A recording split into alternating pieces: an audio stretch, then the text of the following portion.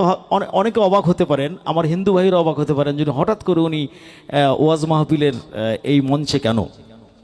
আমি এখানে এসে আমি পবিত্র হয়েছি, আমি ধন্য হয়েছি, কিন্তু আপনারা কেউ মনে করবেন না যে উনি আসছেন বলে মানে আপনারা কেউ ধন্য হয়েছেন, সেটা নয়। এই কত লক্ষ লক্ষ শিল্পী গান করে। আচ্ছা বলুন তো, এই আল কোরআনের মাহফিলে এখানে এসে দুটো কথা বলা বা দুটো গান করার সৌভাগ্য কজনের আছে? সেই জন্য আমি মনে করি এটা আমার সৌভাগ্য, আমি যে আজকে আসতে পেরেছি, আমি এসেছি বা এই এত রাত পর্যন্ত আপনাদের সঙ্গে থাকলাম। তো যে গানটি আপনারা বারবার শুনতে চেয়েছেন, আমি কথা না বলে সেই গানটি বরং শোনাই। যে গানটি আমি করেছিলাম 2011 সালে। আমরা টেলিভিশন স্ক্রলে দেখছিলাম যে আমেরিকার একজন ধর্মযাজক পাস্টর টেরি জোন্স তিনি ঘোষণা করেছেন যে পবিত্র কোরআন শরীফে তিনি আগুন দেবেন, আগুন দিয়ে জ্বালাবেন। তো সকালবেলা থেকেই সেই আগুন কিন্তু আমরা যারা আল কোরআন পবিত্র কোরআনকে ভালোবাসি তাদের বুকের ভিতরে কিন্তু সেই আগুন জ্বলে উঠেছিল। তো সকাল থেকেই ভাবছিলাম এই ভদ্রলোক বলা যাবে কিনা আমি জানি না, ওনাকে কিছু আমার একটা বলতে হবে। তো ওই দিন আমার একটা লাইভ প্রোগ্রাম ছিল, সেই লাইভে একজন আমাকে ফোন দিয়ে বললেন যে দাদা, আপনি তো ইসলাম প্রেমী এবং ইসলামের ইতিহাসের ছাত্র, আপনি একজন অসাম্প্রদায়িক মানুষ, শিল্পী, আপনার অনুভূতি কি এই যে পাস্টর টেরি জোন্স যে আজকে কোরআন শরীফ পড়াতে চেয়েছেন? তো আমাদের 1 ঘন্টার একটা নিউজের ব্রেক ছিল, সেই ব্রেকের ভেতরে আমি গানটি কম্পোজ করে আমি ক্যামেরার সামনে এলাম এবং পাস্টর টেরি জোন্সকে লক্ষ্য করে বললাম, বন্ধু শুধু একখানা কোরআন শরীফ কেন, ও যদি আগুন লেগে ধ্বংস হয়ে যায়, ধ্বংস হয়ে যায়, যদি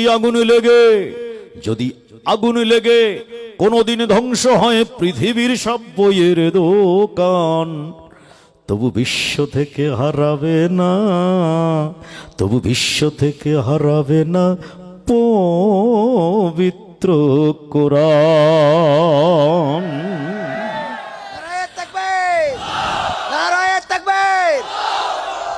তো আপনারা জানেন যে এই বিশেষ করে যারা ইউরোপ আমেরিকার মানুষ, তারা ইমোশনকে তারা পাত্তাই দেয় না, তারা লজিকে বিশ্বাস করে। আপনি যে কোনো কথা বলবেন, লজিক দিয়ে কথা বলবেন, ওরা মাথা নিচু করবে। লজিকই হচ্ছে ওদের গড। তো আমি প্রথমেই লজিকটা দিলাম যে এটা আমি শুধু কোরআনকে ভালোবাসি বলে বলছি সেটা নয়। কোরআন কেন পড়ানো সম্ভব না, কোরআন কেন পৃথিবী থেকে নিশ্চিহ্ন করা সম্ভব নয়, কেন নয়, তার যুক্তিটা তো আগে আমাকে দিতে হবে। তো আমি বললাম, করবে কেমন করে কোরআন ধ্বংস আগুনের তেজ, করবে কেমন করে কোরআন ধ্বংস আগুনের তেজ, আচ্ছা বিশ্বভর লক্ষ লক্ষ কোরআন হাফেজ, করবে কেমন করে কোরআন ধ্বংস আগুনের তেজ, আচ্ছা বিশ্বভর অগণিত কোরআন হাফেজ। আমি বললাম, বন্ধু যারা পবিত্র কোরআন শরীফকে মুখস্থ রাখেন তাদেরকে আমরা বলি কোরআনে হাফেজ, এবং এই কোরআনে হাফেজের প্রত্যেকজন কোরআনে হাফেজের হৃদয় মঞ্জিলে সযতনে সংরক্ষিত থাকে যে কোরআন, বাইরের আগুন সেই কোরআন স্পর্শ করতে পারে না, বন্যার পানি সেই কোরআনকে ভিজিয়ে দিতে পারে না, ভাসিয়ে নিয়ে যেতে পারে না, বাইরের কীট পতঙ্গ সেই কোরআনের পাতা কেটে নষ্ট করতে পারে না। সুতরাং এই দুনিয়ার বুকে যতদিন শুধুমাত্র যদি একজন কোরআনে হাফেজ জীবিত থাকেন, তাহলে দৃশ্যত পবিত্র কোরআন শরীফের কোনো ধ্বংস নেই। আর ধ্বংস তো নেই, কারণ স্বয়ং আল্লাহ রাব্বুল আলামিন তো বলেছেন, নাহনু নাজ্জালনা যিকরা ওয়া ইন্না লাহু লাহাফিজুন, আমি কোরআন শরীফকে সৃষ্টি করেছি, নাজিল করেছি, আমি কোরআনকে সংরক্ষিত রাখবো, আমি রক্ষা করব, আমি হেফাজত করব। সুতরাং কারো সাধ্য নেই। আমি যখন কোরআন পড়াতে দেখি কাউকে, আমি কিন্তু হাসি, কত বড় মূর্খ। এই কোরআন, পবিত্র কোরআন শরীফ নাকি পৃথিবী থেকে এই নিশ্চিহ্ন করা সম্ভব। তো আমি বলেছি করবে কেমন করে? কোরআন ধ্বংস আগুনের তেজ আছে বিশ্বভর লক্ষ লক্ষ কোরআনে হাফেজ, তারা আবার ছাপিয়ে আসমানি গ্রন্থ, ছাপিয়ে আসমানি গ্রন্থ, বাঁচাবে ইসলামের সম্মান। তাই বিশ্ব থেকে হারাবে না, এই বিশ্ব থেকে হারাবে না পবিত্র কোরআন। আমি বললাম বন্ধু, এর আগে পাস্টর টেরিজন্সেরও আগে আপনাদের মনে আছে কি না যে ভারতের একজন মারোয়ারি তিনি মামলা করেছিলেন কোরআন শরীফকে ব্যান করার জন্য। তারপরে দ্য স্যাটানিক ভার্সেস লিখেছিলেন, না সালমান রুশদি লিখেছিলেন স্যাটানিক ভার্সেস। এরকম অনেক ষড়যন্ত্র হয়েছে, কিন্তু তবু আল কোরআনের নূরের বাতি, তবু আল কোরআনের নূরের বাতি সারা বিশ্বে দীপ্তিমান। তাই বিশ্ব থেকে হারাবে না, তাই বিশ্ব থেকে হারাবে না পবিত্র কোরআন। আমি বলেছি বন্ধু, ইতিহাস থেকে আপনি শিক্ষা নিন। দেখো পাকিস্তানের জিয়া মরল দুর্ঘটনায় ভাই, তার বিমান পুড়ে ছাই হয়েছে, কোরআন পড়ে নাই। 1988 সাল, আপনাদের মনে আছে হয়তোবা, 1988 সাল 17ই আগস্ট পাকিস্তানের সামরিক শাসক জিয়াউল হকের মৃত্যু হয়েছিল বিমান দুর্ঘটনায়। আমরা পত্রিকায় দেখেছিলাম তার বিমানের সব কিছু পুড়ে ছাই হয়ে গিয়েছিল, কিন্তু তার পকেটে ছিল ছোট্ট একখানা কোরআন শরীফ। আগুনের লেলিহান শিখা সব কিছু জ্বালিয়ে পুড়িয়ে ছারখার করে দিতে সক্ষম হলেও শুধু স্পর্শ করতে পারেনি ওই ঐশী গ্রন্থ পবিত্র কোরআন শরীফকে।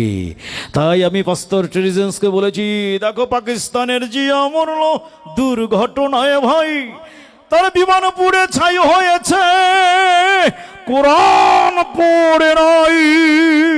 গ্রন্থ যেমন ছিল তেমন আছে, গ্রন্থ যেমন ছিল তেমন আছে, একটি সূরাও হয়নি ম্লান।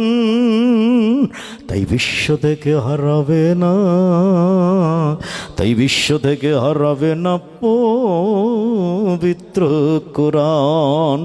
সেজন্যে আমার গানের আমি শেষ অন্তরায় লিখেছি, যারা কোরআন ধ্বংস করতে চায় জানে না তাহারা, যারা কোরআন ধ্বংস করতে চায় জানে না তাহারা, ওই গ্রন্থের প্রতি পাতা ফেরেশতারা সদা দিচ্ছে পাহারা। এই যে আমার বিশ্ব নবীর সাধনার ধন, আমার বিশ্ব নবীর সাধনার ধন, নকুল কয় রাব্বুলের দান। তাই বিশ্ব থেকে হারাবে না, বিশ্ব থেকে হারাবে না পবিত্র কোরআন। যদি আগুন লেগে, যদি আগুন লেগে, যদি আগুন লেগে কোনোদিন ধ্বংস হয় পৃথিবীর সব বইয়ের দোকান, বিশ্ব থেকে হারাবে না, তবু বিশ্ব থেকে হারাবে না, তবু বিশ্ব থেকে হারাবে না, বিশ্ব থেকে হারাবে না পবিত্র কোরআন। নারায়ে তাকবীর, নারায়ে তাকবীর। আল কোরআনের আলোক, আল হাদিসের আলোক, নারায়ে তাকবীর।